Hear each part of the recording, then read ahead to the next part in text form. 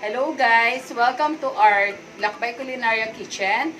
Tuturuan ko kayong gumawa ng Korean seafood soup. It's called Miyeok. Ito yung mga ingredients.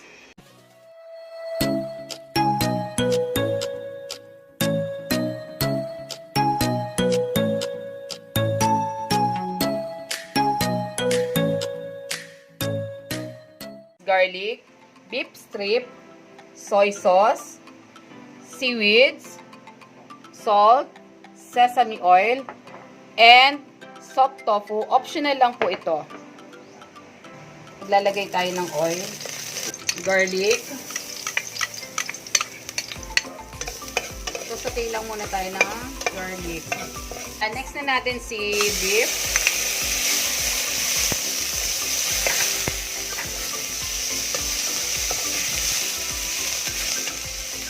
Soy sauce.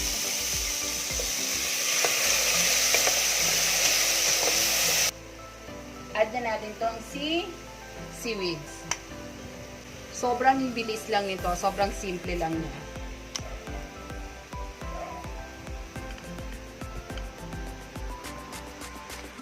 Pakukuluan lang natin siya for 5 to 10 minutes.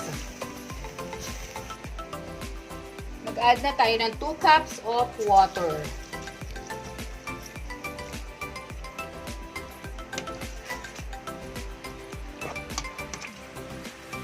Yan.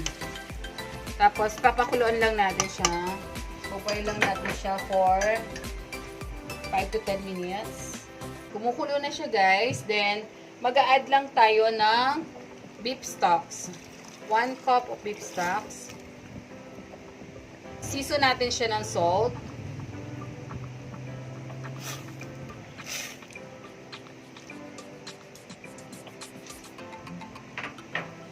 Add na tayo ng sesame oil.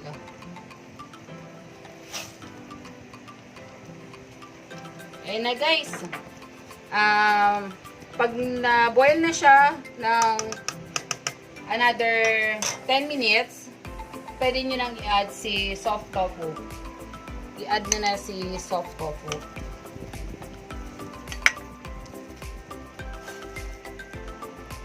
Boil nyo siya for 10 to 15 minutes. Ngayon guys, titikman na natin yung niluto natin.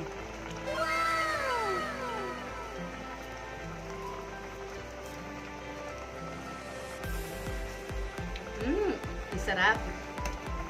Mas masarap pa yan sa akin, ha? Oh guys, eto na yung ating Miyeok. If you want the recipe, eto yun. Ay, mali. Sorry. Init eh. Mainit, pre. Init eh. Mainit, pre. At eto na ang ating finished product, guys. Miyeok. Mapapa. Sarap. At sa mga gusto ng full recipe, eto siya. Guys, please like, subscribe, and hit the notification bell para lagi kang updated. Yay! Oh, Lord!